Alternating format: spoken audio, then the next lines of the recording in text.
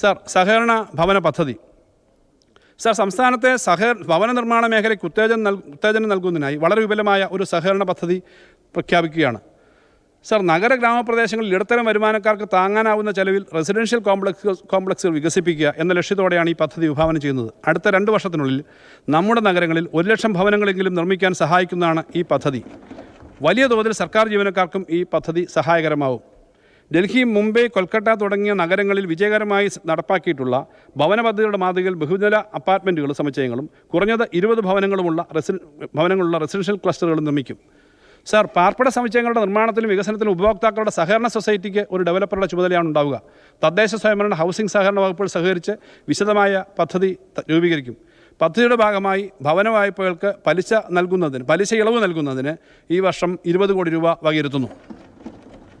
വയോജന സൗഹൃദ കേരളം. സർ, ജനസംഖ്യാ പരിണാമവുമായി ബന്ധപ്പെട്ട കാര്യങ്ങൾ ആമുഖത്തിൽ പറയുകയുണ്ടായി. വയോജനങ്ങളുടെ സുരക്ഷയും ആരോഗ്യവും വളരെ പ്രധാനപ്പെട്ട വിഷയമാണ്. എല്ലാ വയോജനങ്ങൾക്കും പാലിയേറ്റ് കെയറിനും മരുന്നിനും ഭക്ഷണത്തിനും ചികിത്സയ്ക്കും പരിചരണത്തിനും അവകാശമുണ്ട്. ഈ അവകാശങ്ങളെല്ലാം ഉറപ്പുവരുത്തുന്നതിനായി ആരോഗ്യം, സാമൂഹ്യക്ഷേമം, തദ്ദേശ സംവരണം തുടങ്ങിയ വകുപ്പുകളുടെ ബന്ധപ്പെട്ട സ്കീമുകൾ ഒരു പ്രാദേശിക തലത്തിൽ സംയോജിപ്പിച്ചുകൊണ്ട് ഒരു സമഗ്ര പരിപാടിക്ക് ഈ ബജറ്റിലൂടെ രൂപം നൽകുകയാണ്.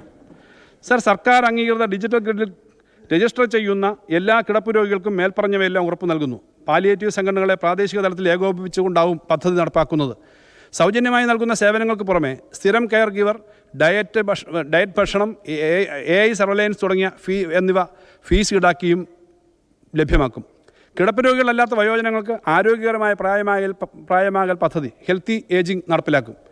നിലവിലുള്ള വിവിധങ്ങളായ സ്കീമുകളുടെ സംയോജനത്തിലൂടെയാണ് പണം കണ്ടെത്തുക. തദ്ദേശ സ്വയംഭരണ സ്ഥാപനങ്ങൾ ഈ മേഖലയിൽ നന്നായി ഇടപെടാൻ കഴിയും. പദ്ധതിയുടെ അധിക ധനസമാഹരണത്തിനായി 50 കോടി രൂപ ഈ വർഷം വകയിരുത്തുന്നു. വാർദ്ധക്യകാലത്തെ സജീവമാക്കുന്നതിനായി സംസ്ഥാനത്ത് നിലവിലുള്ള പാർക്കുകളിൽ മുതിർന്ന പൗരന്മാർക്കായി ഓപ്പൺ എയർ വ്യായാമ യന്ത്രങ്ങൾ കൂടി സജ്ജീകരിച്ച് മൾട്ടി ജനറേഷൻ പാർക്കുകളായി മാറ്റും. ഇതിനായി 5 കോടി രൂപ മാറ്റിവെക്കുന്നു. Sir, new innings.